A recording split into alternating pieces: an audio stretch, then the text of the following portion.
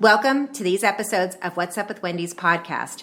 Former trainer for NBC's longtime hit show, The Biggest Loser, Dolvett Quince is joining me to talk about his time on The Biggest Loser and also how he is still connected to some of the contestants. He's also sharing with us his struggle he has had with his migraines, and he's going to share with you what has helped him and might also help you. And also, former Olympian, All-American, and former United States Representative Jim Ryun is joining me to talk about his journey that led him from being cut from the church baseball team to being rated by ESPN as the #1 high school athlete of the century. You're never going to guess. He beat out Tiger Woods and LeBron James. You won't want to miss his story. He is most recognized for his 7th season as a trainer on the longtime hit TV show, The Biggest Loser. He is also New York Times bestselling author. I am thrilled to talk once again to the celebrity fitness trainer, Dolvett Quince. Welcome back, Dolvett. Thank you for having me. How are you? I'm good. How have you been? I've been really good. Been busy, taking care of myself, working hard, surviving all the madness in the world right now, but it's been great. I know all this craziness. Since the last time I talked to you, we were all normal people, and now we are this pandemic people. And how have you been dealing with the pandemic and keeping yourself well and healthy and all that stuff? I've been busy helping people as where I can, just lending my time from a fitness perspective and a self-development perspective, and just really, really, really trying to show up for folks, which in turn keeps me busy and gives me something to do. I've had a couple of moments there where I fell back a little bit, and due to migraines that I get and things of that nature, but I bounced right back. You always bounce back. I told you I can't say this. I'm going to say this. You were my favorite on The Biggest Loser, but we're going to talk about all that in a little bit. So yes, you said migraines. Millions of Americans suffer from migraines, and a migraine attack can last a few hours to 3 days, making it awfully difficult to take care of not only yourself, but your family, your children. Can you share with us your personal experience and struggle with migraines? I started getting migraines when I was a teenager, and I thought it was just something that would pass, but it just kept coming surprisingly, actually, for me. And I didn't know what to do with it at first. It's one of those things where, okay, get a headache, shake it off. I ran track and field. I remember being on the field and wanting to do a race, and I just couldn't. The migraine was just one of those excruciating things. It's still here today. I wish I could say it's done and it's over with, but, sometimes people get migraines because of stress. Some people, I'm not a doctor, so I don't know what makes you get a migraine. Mm-hmm. But, here I am now as an adult, and I still experience them. So how has living with it impacted your daily life and fitness and wellness routine? And how do you cope with that when you get one? And does yours last like several days? Mine can last for up to a few hours. So it could last as long as 5 to 6 hours. How do I cope with it? It kind of destroys my day, to be honest with you, in a lot of ways, because I have a schedule and people need me to show up, and I show up for them. And if I can't show up to them, I feel, I don't know, disabled is a word that comes to mind. And it's not a good feeling. Not a good feeling at all. So how do you find, how do you get yourself better? How do you get through it? I used to do cold press. I used to go over the counter, but none of that really worked. It's funny because I just found this amazing product, Nurtec ODT, which is a dissolvable tablet. And I took this, I'd say about a month and a half ago, and in 15 to 20 minutes, I felt so much better. I didn't have a headache for the 5-hour span I was accustomed to. It was like euphoria, in 20 minutes, like, wait a second, I'm back. I was able to bounce back into work. I was actually canceled an appointment. And then I called them back and say, hey, if you still have time, we can jump on because I'm feeling better. Amazing. So you found something that works for you, and everyone's going to find their own thing that's going to work for them to heal a migraine. But I know several people that have them and get them, and it is debilitating, and it's tough to suffer through. So you just, like you said, you want to show up for people, so you push yourself through. But I know it's not that easy, and I'm glad that you're sharing that, something that's worked for you, and you're sharing your story so people know that they're not alone. Yeah, I want people to know that, because again, migraine is something that people sort of deal with and really don't speak about. And I think we should speak about that, especially for men. Like a lot of men don't say, I have a migraine. People tend to think women have migraines, but both men and women have migraines. And I'm telling you that this tablet was the best thing that ever happened to me. It's easy. I keep it in my desk. I'll take it to the gym with me, put it in my bag. I really don't need any water because it dissolves right in my mouth. Listen, if more people want to know about this tablet, and if anybody suffers from migraines, go to neurotech.com and do some research. Speak with your doctor. This is the truth. I love it. Dolvett, I love that you're sharing that with us. Thanks so much. Can we talk about The Biggest Loser for a little bit? I mean, absolutely. Let's talk about it. How fun was that for you? I mean, 7 seasons. Everybody adored you. You were so much fun to watch. You were so encouraging and inspirational to all of us. What was that journey like for you? What was the best part? The best part was for me was seeing all these transformations right in front of me. And the transformations didn't start physically. I know everyone got on television and saw one person losing 40 pounds in a week. I think the transformations for me that led up to the numbers were people believing in themselves and knowing that they can. There's no greater accomplishment than someone who looks like they can't run to actually run.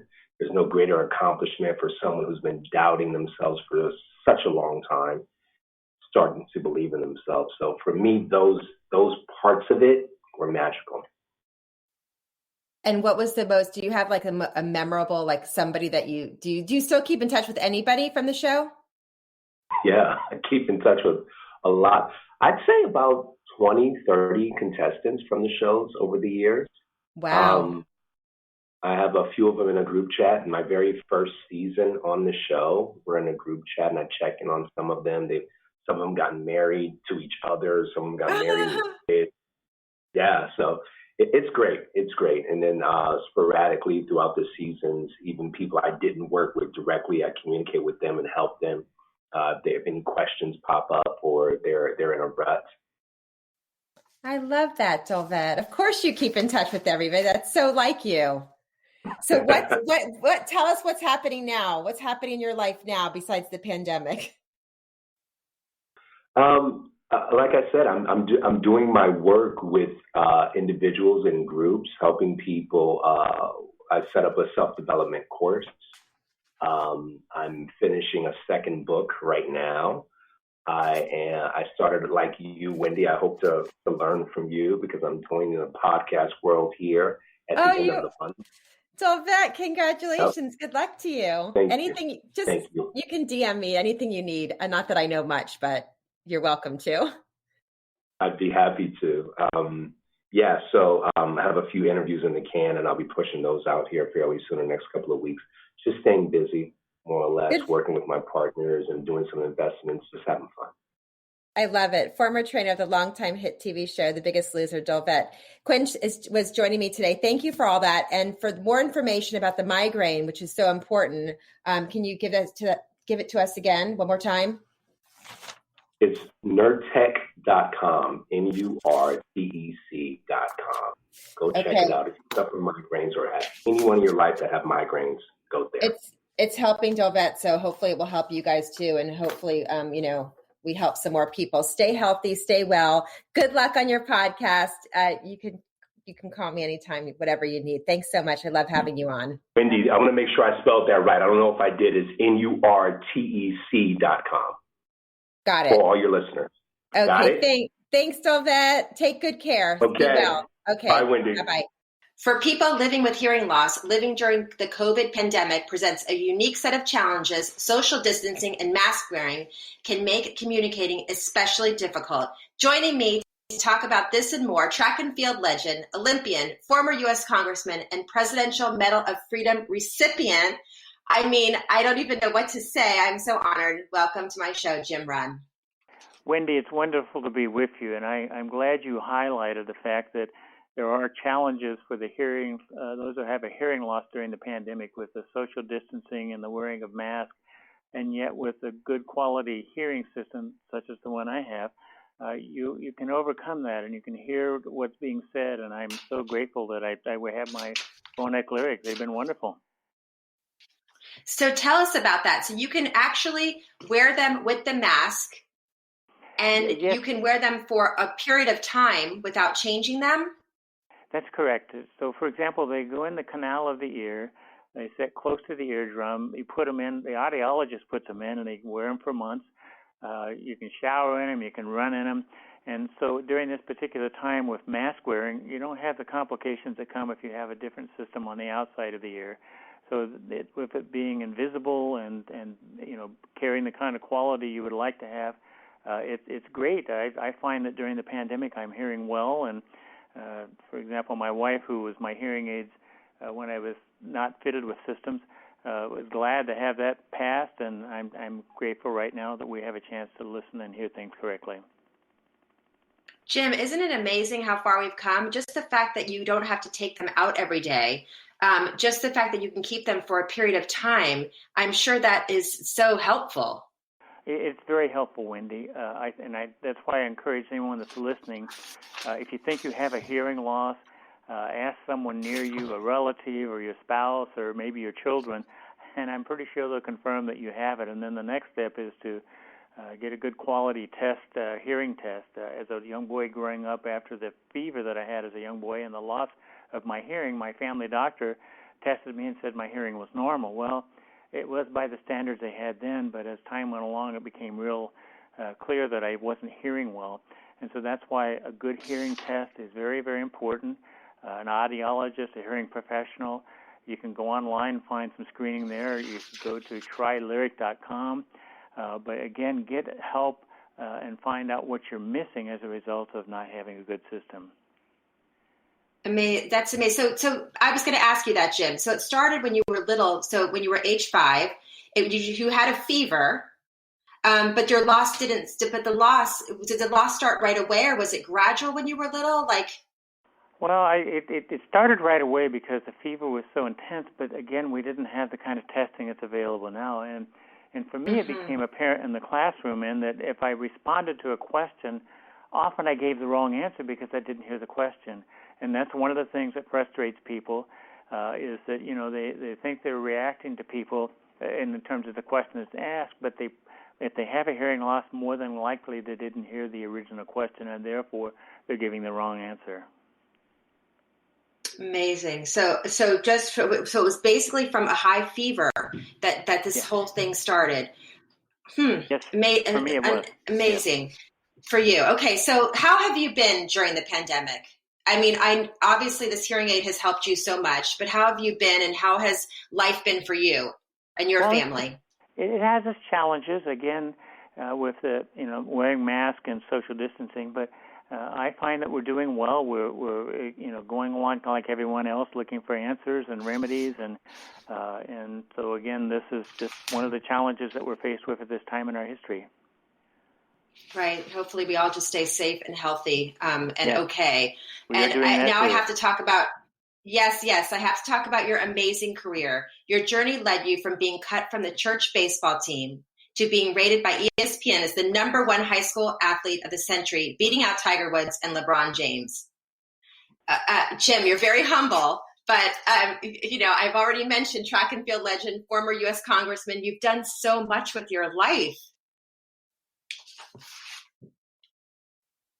Well, Wendy, Jim? let me just respond to that. Those are great honors that I have, and it's nice to have it as part of your legacy. But as I reflect on that, and again, I know we're talking about hearing, one of the things that was challenging for me during that period of time is that I would have questions asked to me by reporters, and in the beginning, I didn't really answer the question well because I didn't hear it.